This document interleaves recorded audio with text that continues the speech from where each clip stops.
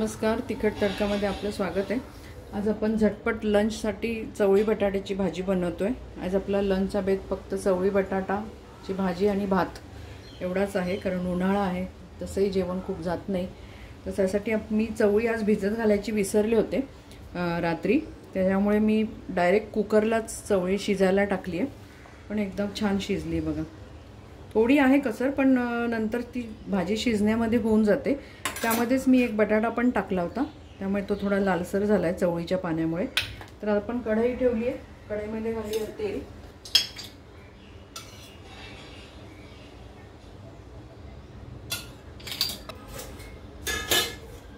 घालूया मोहरी। तेल तापलं असेल, मोहरी तडतडून घेऊया। मोहरी चांगली तडतडली आहे, घालूया जिरं, ते घालूया एक कांदा बारीक कापला, इथे मी मिक्सरमध्ये थोडंसं धणे, सुकं खोबरं आणि लसूण बारीक करून घेतलाय, तो आपण घालूया। मी कुठलंही वाटण वापरत नाही आज, भाजलं पण नाही आहे, हे नुसतं असं खोबऱ्याचा किस, थोडंसं लसणाच्या 4-5 पाकळ्या, थोडे धणे आणि थोडे जिरे हे असं टाकले।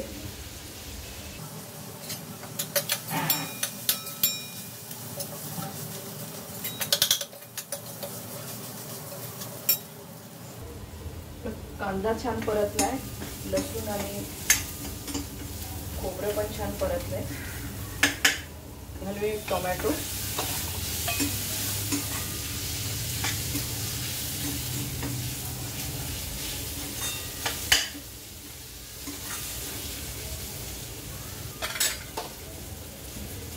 घालूया आपण मीठ आणि बाकी मसाले, हळद, हिंग, घरचा मसाला आहे, गरम मसाला,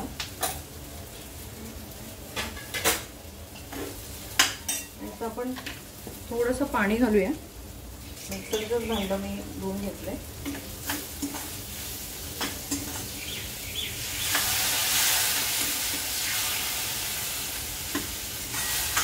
आपण हे जे सगळे काही मसाले घातले ते चांगले परतून घेऊया।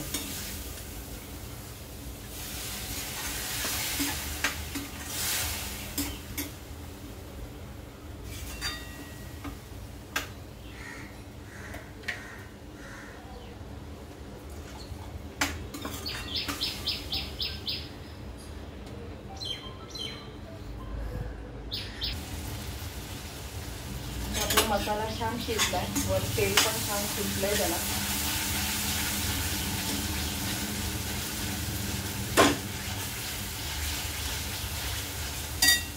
घालूया चवळी,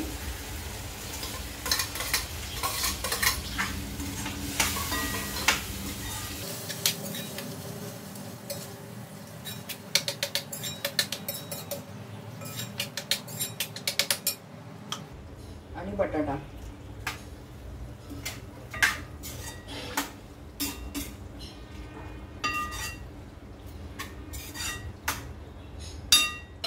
थोडंसं पाणी घालूया।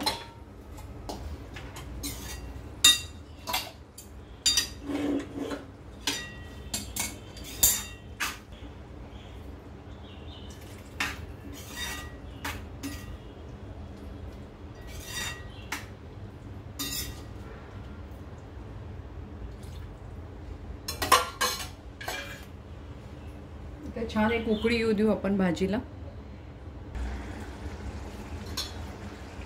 आपली मस्त छान रसादार भाजी झाली आहे। आपण कुठलंही वाटण घातलेलं नाही, फक्त याच्यात जो बटाटा घातलाय तोच मी चमच्यानेच असा बारीक केलाय। बटाट्याचंच आपल्याला त्याला वाटण म्हणू शकतो आपण। खूप छान लागते ही भाजी।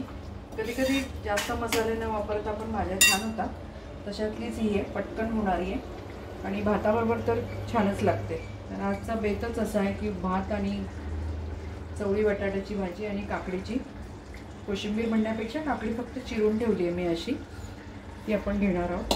तर आपली भाजी तयार झाली आहे, आपण प्लेटिंग करूया। गॅस बंद करते। आपली लंच थाळी तयार झाली आहे. चवळी बटाट्याचा रस्सा आणि भात आणि काकडी. ही रेसिपी झटपट होणारी आहे. सध्या उन्हाळा आहे, काही आपल्याला जास्त खावंसं वाटत नाही, अशा वेळेला झटपट होणारी रेसिपी आहे. तुम्ही करून बघा चवळी बटाट्याचा रस्सा.